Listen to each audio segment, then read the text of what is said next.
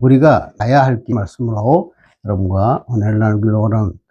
우리는 매일매일 걷습니다. 쉼 없이 걷습니다. 그런데 중요한 것은 우리가 어디를 향해 걷는가, 그것이 굉장히 중요한 내용입니다. 박완서의 일상의 기적이라는 책이 있습니다. 거기 스필집에 보니까 어느 날 저녁 식사를 하고 가져가다가 허리가 삐끗했다고 합니다. 그리고 허리를 움직일 수 없었습니다. 그때 중국 속담에 태어났다는 것입니다. 기적은 하늘을 날거나 바다 위를 걷는 것이 아니라 방에서 걸어다니는 것이다 라고는 머리 생각이 났습니다. 기적은 혼자서 일어나고 좋아하는 사람들과 웃으며 이야기하고 함께 식사하고 산책하는 아주 사소한 것, 그것이 바로 기적이 아닐까라고 하는 것입니다. 그런데 문제는 이러한 소소한 일상이 기적이라는 것을 발견할 때는 이제 너무 늦은 나이라는 것입니다. 우리는 하늘을 보고 날고 무리를 걷는 것을 기적이라고 말합니다. 그것 때문에 안달하며 살았습니다. 그러나 우리가 걷는 것, 이것이 바로 기적이라 하는 것을 깨달았다고 하는 내용입니다. 걷는 것이 기적인 줄 모르는 것, 참 불행한 삶입니다. 그런데 더 불행한 사람이 있습니다. 걷고는 있는데 어디를 걷고 있는지 모르는 사람, 그 사람은 더 불행한 사람이라고 하는 것입니다. 그렇다면 복음의 가치가 뭡니까? 어떻게 하면 우리가 복음의 그 길을 걸어갈 수 있습니까? 오늘 본문을 통해서 한번 살펴보고 은혜 받기를 간절히 바랍니다. 첫째, 복음은 능력이다. 우리가 가야 할 복음은 단순한 어떠한 이론이 아니라 실제적인 능력이다라고 오늘 본문은 이야기하고 있습니다. 16절 한번 읽겠습니다. 내가 복음을 부끄러워하지 아니하노니 이 복음은 모든 믿는 자에게 구원을 주시는 하나님의 능력이 됨이라. 한글 성경에는 여기에 원어인 가르라고 하는 단어가 빠져 있습니다. 이 가르라는 뜻은 뭐냐면 왜냐하면, 다시 말하면 왜 우리가 복음을 부끄러워하지, 사도 바울이 부끄러워하지 않는가? 그 이유는 복음이 바로 하나님의 능력이 됩니다. 그 본문은 설명하고 있습니다. 능력이 뭡니까? 우리가 너무나 많이 했죠. dynamis, 다이너마이트다.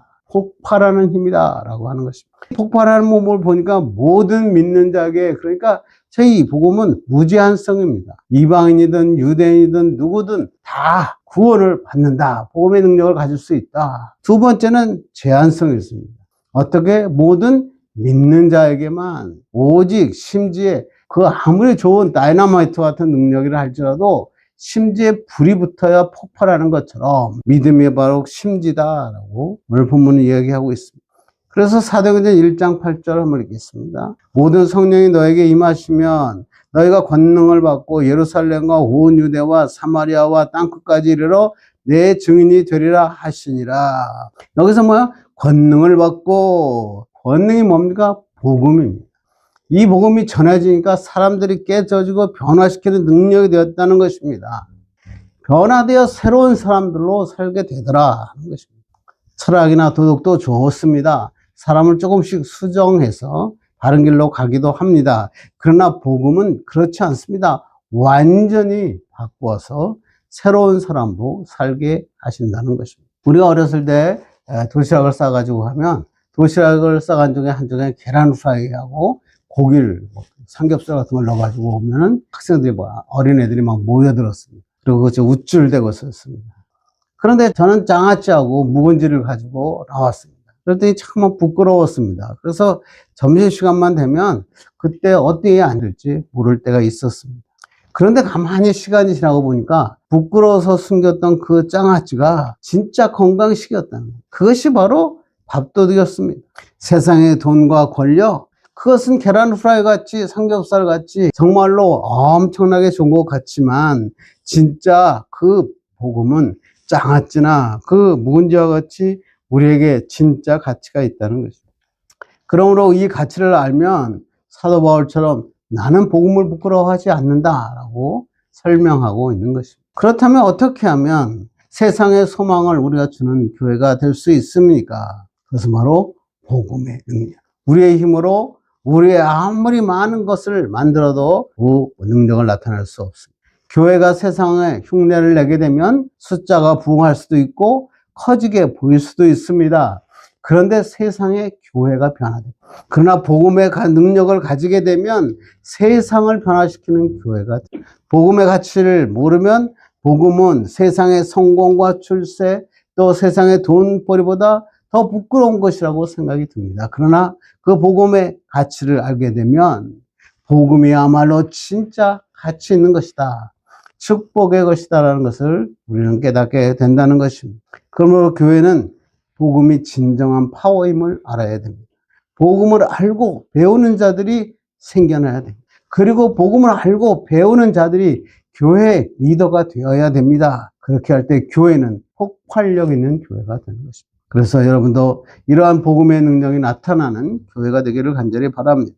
둘째는 하나님의 의가 나타난다라고 성경은 얘기하고 있습니다. 한번 17절 보겠습니다.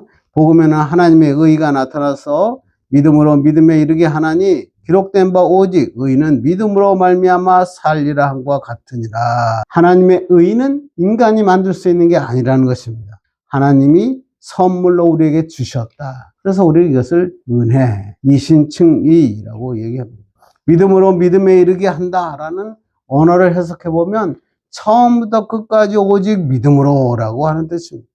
오직 의는 믿음으로 말미암아 살리라. 이것은 하박국, 히브리서, 갈라디아에 다 나온 말이죠. 여기서 바로 솔라 그라티아, 솔라 피데 이런 하나님의 솔라 5개의 솔라가 이 본문 속에서 튀어나오는 것입니다. 여기에 살리라라고 하는 것은 뭐냐면 수명을 연장한다라는 뜻이 아닙니다. 영원한 생명을 주신다.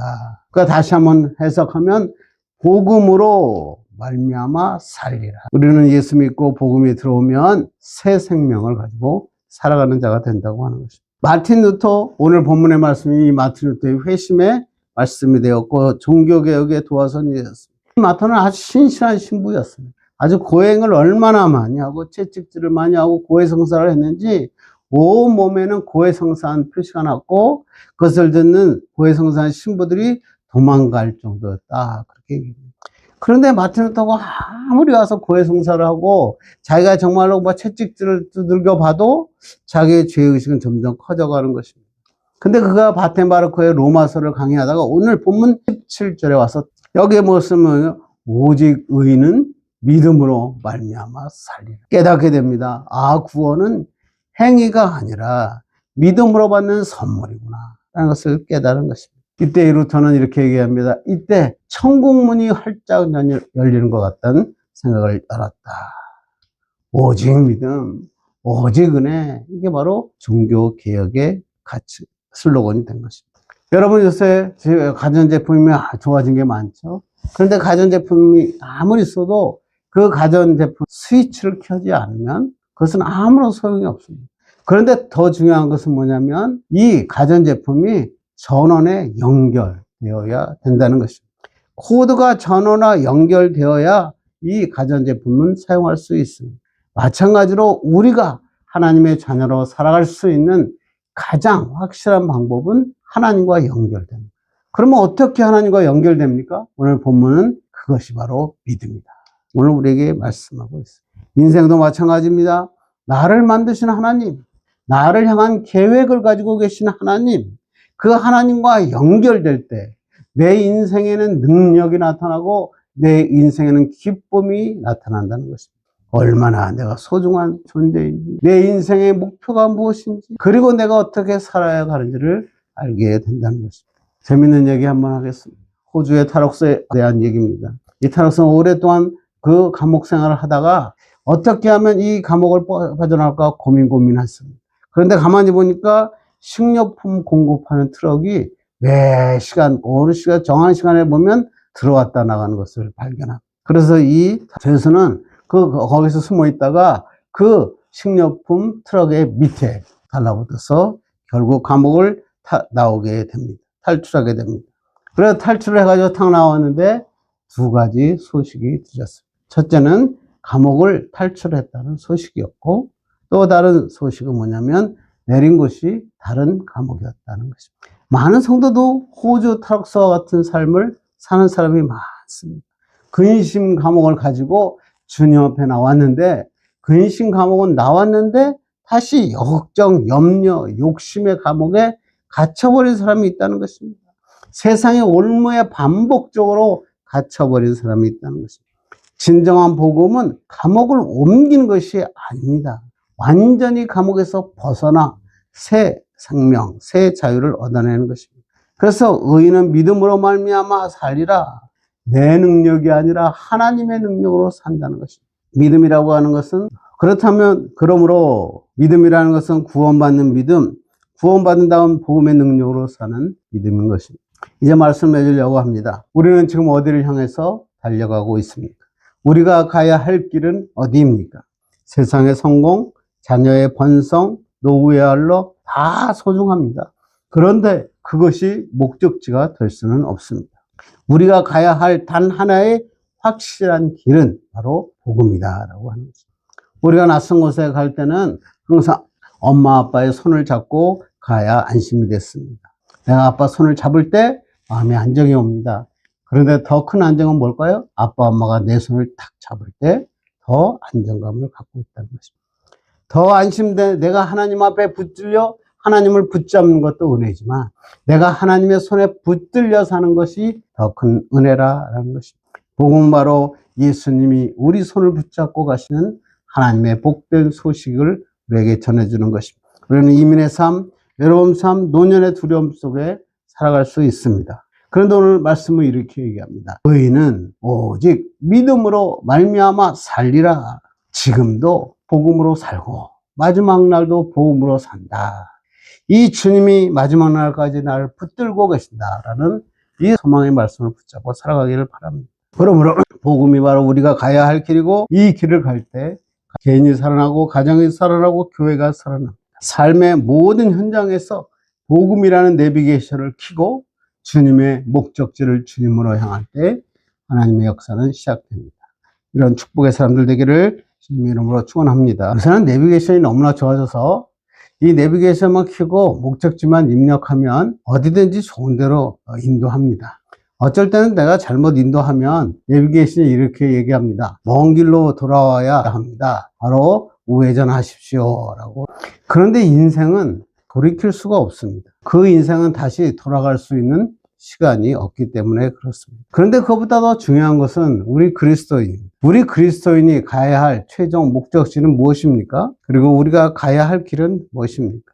본문은 우리가 걸어가야 할 길, 우리가 나아가야 할 길, 그 걸어가야 할 길에 대해서 오늘 본문은 우리에게 설명하고 있습니다.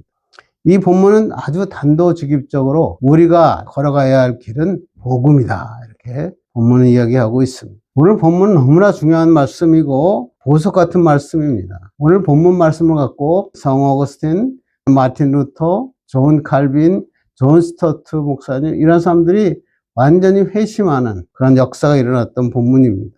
그래서 신학자들은 로마서는 읽는 이를 변화시킴으로 세상을 변화시키는 책이다 라고 이야기할 정도였다는 것입니다.